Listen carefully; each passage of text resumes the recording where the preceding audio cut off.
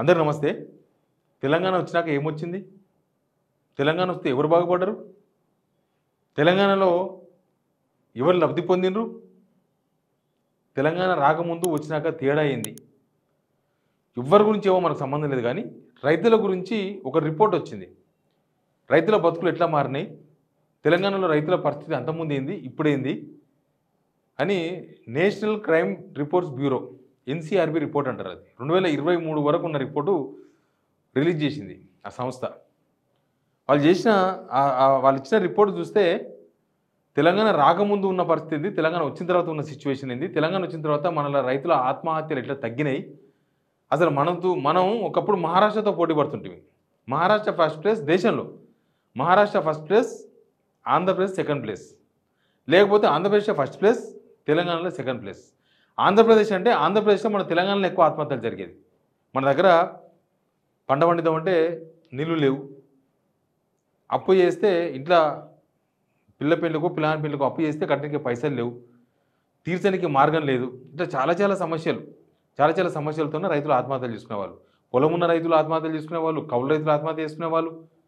కానీ ఈ రిపోర్ట్ చూసిన తర్వాత నాకెందుకో ఈ దసరా పండుగ సందర్భంగా నాకు చాలా సంతోషం అనిపించింది. ఇట్లా జరిగిందా? మనం చూసినాం, అంతకుముందు ఏం జరిగిందో చూసినాం, మేమందరం చూసిన జనరేషన్.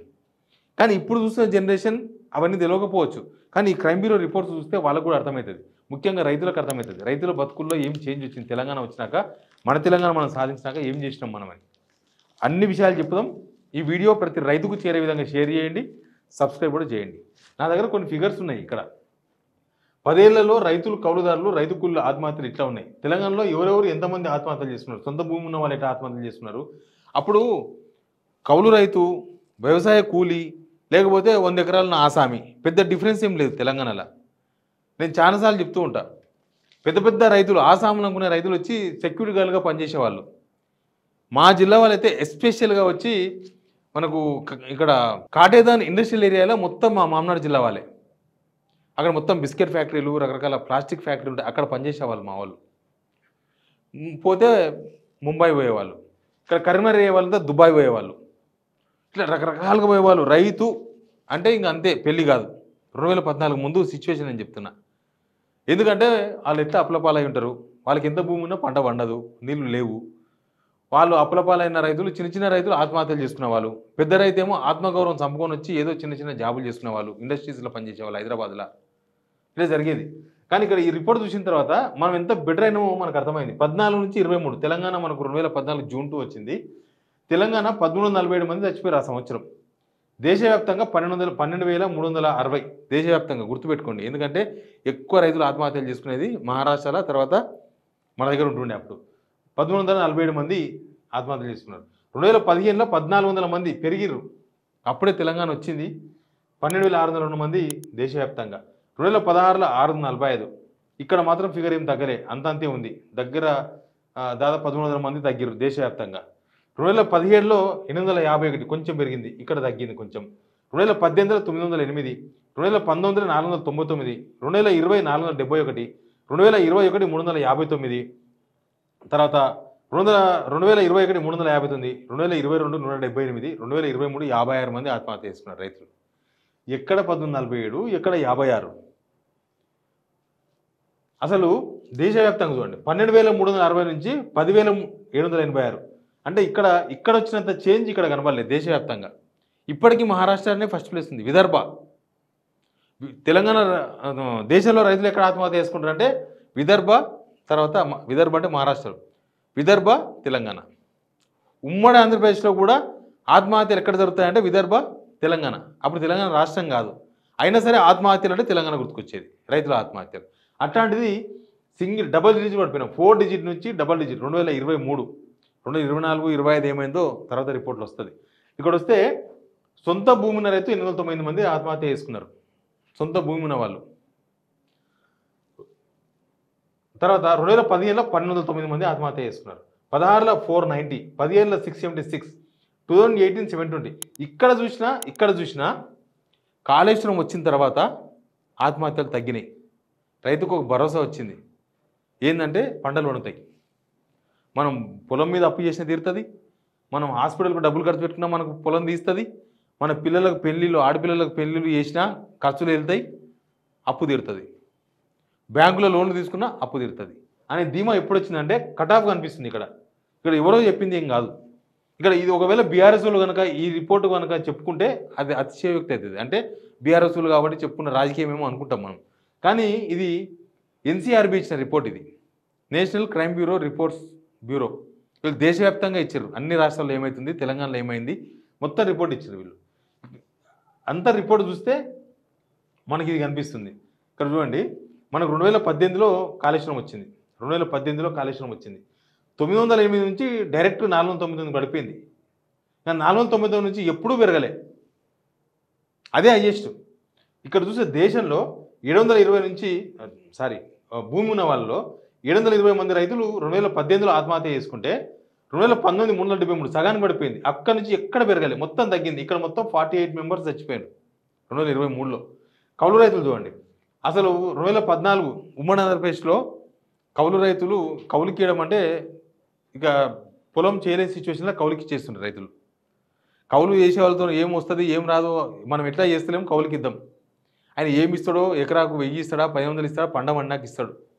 అది ఏమవుతుంది, కౌలు రైతులు కూడా అంత ఉత్సాహంగా లేరు మన దగ్గర. ఎందుకంటే రైతే వదిలేసుకున్నప్పుడు కౌలు రైతు ఎందుకు ముందుకు వస్తాడు? అక్కడ జీరో, అక్కడ బహుశా తక్కువ తీసుకున్నారు. అప్పుడు 2015లో 149. ఇక్కడ చూడండి, మీరు వీరికి వచ్చేవారు చూడండి, 2018 నుంచి చూడండి, 2018లో 180 మంది కౌలు రైతులు ఆత్మహత్య చేసుకున్నారు. ఆ తర్వాత 118, 123, 49, 8 మంది. 2022లో జీరో. ఇంకా దేశవ్యాప్తంగా చూస్తే దేశవ్యాప్తంగా అక్కడ ఇక్కడ మన తెలంగాణలో తగ్గినంతగా ఎందుకు తగ్గలేదు? ఎందుకు తగ్గింది, ఎందుకు తగ్గలేదు, ఏమైందంటే ఇప్పుడు కూడా రైతు ఆత్మహత్యల్లో మహారాష్ట్ర తొలి స్థానంలో ఉందంట. తాజా జాబితాలో మహారాష్ట్రలో 4151 మంది అంట ఆత్మహత్య చేసుకున్నది.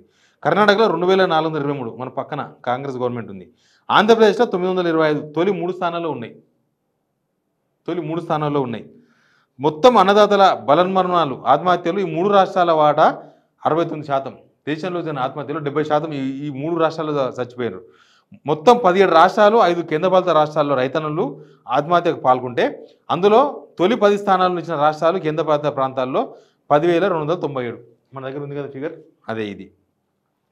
తర్వాత ఇంకా మిగతా చిన్న చిన్న రాష్ట్రాలు కూడా చచ్చిపోయారు. కేంద్రపాలిత ప్రాంతాలు అరుణాచల్ ప్రదేశ్, బీహార్, గోవా, హిమాచల్ ప్రదేశ్ ఇక్కడ కూడా చచ్చిపోయారు. దక్షిణాది రాష్ట్రాలు మొత్తం మన దక్షిణాది రాష్ట్రాల దేశంలో వాటా 38%.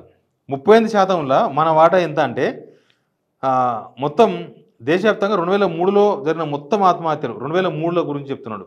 171,418 రైతులు, రైతు కూలీల వాటా 6.3% ఉంది. అదే దక్షిణాది రాష్ట్రాల్లో మన దగ్గర 4,177. దీనిలో ఫస్ట్ ప్లేస్ వచ్చి కర్ణాటక ఫస్ట్ ప్లేస్ మన దక్షిణాది రాష్ట్రాల్లో 2,433, ఆంధ్రప్రదేశ్లో 925, తమిళనాడు 631, కేరళ 132, తెలంగాణ 56, పుదుచ్చేరిలో 10 మంది. పుదుచ్చేరి చిన్న రాష్ట్రం. ఇక మొత్తం తెలంగాణలో దేశంలో జరిగిన ఆత్మహత్యలో 6.2% తెలంగాణ రాష్ట్రంలో 10,580 మంది రైతులు ఆత్మహత్య చేసుకుంటే మన రాష్ట్రం 7వ స్థానంలో ఉంది. 1,00,000 జనాభాలో దేశంలో 12 మంది ఆత్మహత్యలు పాల్గొంటే తెలంగాణ జాతీయ స్థాయిలో 4వ స్థానంలో ఉంది. అత్యధికంగా దేశంలో 31% ఆత్మహత్యలు చేసుకుంటే ఎనీవే తెలంగాణలో ఆత్మహత్యలు తగ్గినాయి అనేది వీళ్ళు చాలా కేటగిరీలుగా చెప్పారు. తగ్గనికే చాలా రీజన్స్ ఉన్నాయి. నేను చెప్పినట్లుగా మనకు కాళేశ్వరంతో ఏమొచ్చింది అంటారు కదా, కాళేశ్వరంతో గ్రౌండ్ వాటర్ పెరిగింది. నిజంగా 2017-18 కాళేశ్వరం స్టార్ట్ చేసే కన్నా ముందు కూడా మన దగ్గర గ్రౌండ్ వాటర్ లేదు. అప్పుడెందుకు ఇప్పుడు పోలుద్దాం, 2023, 24, 25 పోలుద్దాం. ఇప్పుడు కూడా ఎండాకాలంలో చూడండి, మన దగ్గర ఉన్న గ్రౌండ్ వాటర్ లెవెల్, పక్క రాష్ట్రంలో గ్రౌండ్ వాటర్ లెవెల్ చూడండి, రెండు చాలా డిఫరెన్స్ ఉంటాయి. మన దగ్గర గ్రౌండ్ వాటర్ ఉన్నది ఎందుకంటే మనకు అప్పుడు కాళేశ్వరం ద్వారా మొత్తం చెరువులు, ఒట్టిపోయిన చెరువులు మొత్తం నోట్లు తెరుచుకొని ఉంటుండే. మొత్తం ఆ నీళ్లు మొత్తం చెరువులు నింపడంతో, ఎండాకాలం కూడా చెరువులు నింపడంతో గ్రౌండ్ వాటర్ పెరిగి మన దగ్గర అదైంది. ప్లస్ ప్రపంచంలోనే రైతుల అకౌంట్లలో డబ్బులు పడ్డ రాష్ట్రం తెలంగాణ. రైతుల అకౌంట్లో డైరెక్ట్గా, ఇంకా అది ఇది సబ్సిడీ, ఈ సబ్సిడీ దగ్గర పోతే సగానికి సగం లంచాల పడితే అవుతుంది, లంచాలకే పోతాయి. ఎవరో ₹1,00,000 లోన్ ఇప్పిస్తే 20,000 లంచాలకే పోతాయి. కడేటప్పుడు మాత్రం ₹1,00,000 కట్టాలి, ఇంట్రెస్ట్ కట్టాలి. అట్లా డైరెక్ట్గా ప్రపంచంలో చెప్తున్నాను నేను.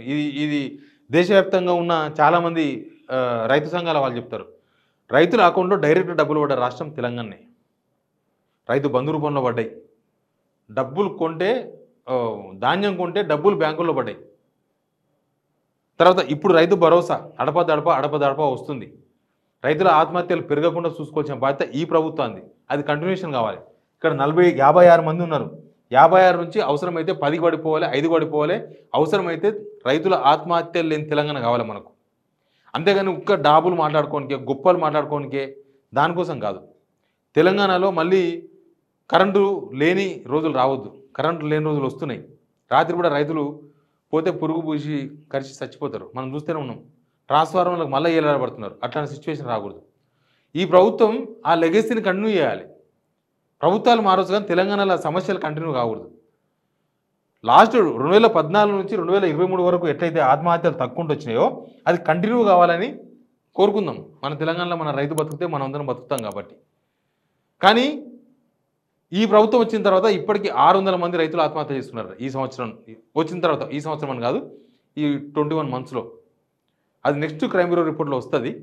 బట్ ఈ ప్రభుత్వం కూడా తగిన చర్యలు తీసుకోవాల్సిన అవసరం ఉంది. ప్రభుత్వాలు మారుతాయి, రైతులు వాళ్ళే, రైతు బిడ్డలమే మనమంతా. రైతుల ఆత్మహత్యలు తగ్గినాయి అనేది ఒక సంతోషకరమైన వార్త అయితే దాన్ని కంటిన్యూ చేయాల్సిన అవసరం కూడా ఈ బాధ్యత ఈ ప్రభుత్వం పైన ఉంది. Please subscribe Ceylon TV.